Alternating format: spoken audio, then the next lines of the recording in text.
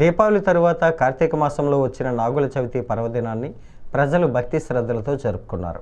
రాజమహేంద్రవరం నగరంతో పాటు పరిసర గ్రామాల్లో ప్రజలు తోటల్లో ఉన్న పుట్టల్లో పాలు పోసి నాగేంద్రుడికి ప్రత్యేక పూజలను నిర్వహించారు.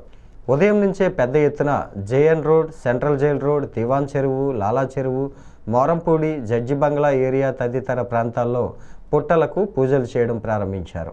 పుట్టలను శుభ్రం చేసి నాగేంద్రుడికి పాలు, నువ్వులతో తయారు చేసిన చిమ్మిలి, బుర్రగుంజు, తేగలు, ఒత్తులు సమర్పించారు.